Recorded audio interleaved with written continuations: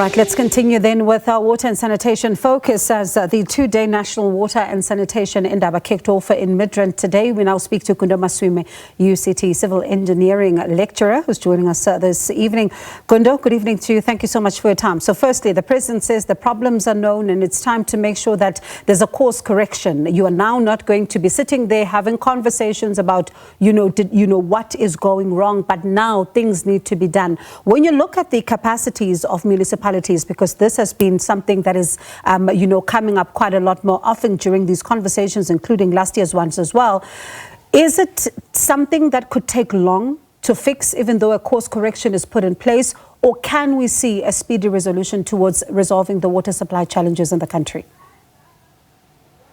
Thank you. If the truth is that the problem is sitting with the municipalities, so that is a correct diagnosis of the problem. But the arrangement between municipalities, province and national is in such a way that in some sense you feel that province and national do not have enough influence on local government. So I wonder how possible it will be unless a municipal council decides that they are going to relinquish some of their functions to province and national, which is something that can only be invoked when a municipality is under administration. So, yeah. I doubt most municipalities do not have the requisite skills to really look after their water infrastructure, except for not knowing where it is. There is also a challenge that even if they knew where it is and what challenges there are, the capacity to really solve the problem is not there in some municipalities. And the Deputy Minister saying that they're now going to see if they can't use certain sections within the Constitution that could give them some, powers to be able to then come in and assist these municipalities. One wonders, though, when you think about the municipalities themselves, for example, as you say, not knowing where the infrastructure sits, but at the same time, you see leaks and they're not able to fix them because in some of these instances, they cannot even detect where the leaks are. How much of a challenge is that as well as far as the issue of water leaks is concerned? Yeah, the issue of leaks is a big challenge because in most rural municipalities, if you are building your house, you ask for a water connection. You pay for a water connection. The municipality does not send anyone out to come and put your water connection. So once you've waited for a year or two, you get a local plumber to do that. So that has caused a lot of leaks in many instances. But then there's also a challenge with coastal municipalities because their water tables are very high. The leaks are everywhere and can never be detected because they join just the water that's already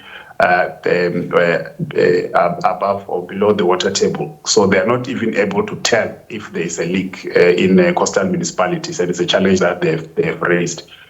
But if you don't know where the challenge is, where your infrastructure is, the underground infrastructure, when you come from province and national, you will know much less. So they will have to be working very closely with people in municipalities. So that at least the knowledge is there on where the infrastructure is lying. And when you then think about something that also came up from these conversations, as Natasha Piri, our colleague, was speaking to a number of people there, is that some of them say that South Africa doesn't have a water problem. There's a lot of water. It's just the management and also making sure that it reaches people's taps in some of these, conversations. Would you agree with something like that? Do we not have a water problem? Is there enough supply? It's just a simple issue of management. We are ranked at, I think there are just 30 countries below us in terms of our water, the lack of water in the country. We're talking geography now.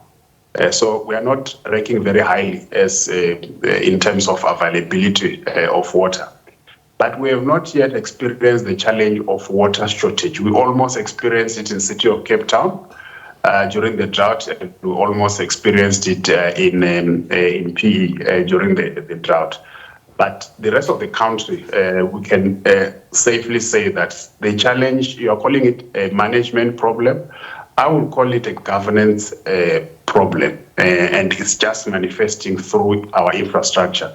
It's a governance problem because the structure of the units, the catchment management agencies, in some instances, you have municipalities that are water authorities, so they are responsible for water and even receiving the money. Some municipalities are not. And then you have municipalities like Bembe, the area where which they are in charge of is so vast. It's almost, it's probably even larger than the size of Gauteng, and you know that they're not going to be able to do it with only one engineer. Yeah, and just before I let you go, so when the Deputy Minister was speaking to us, he says that you do have grant abuse in some of these municipalities, with others, being good with spending the grants, but others sending back what they would have been allocated to, of course, back because they're not able to use the money. And he says that maybe in some of these instances, you might need to relax some of the regulations. Can this help?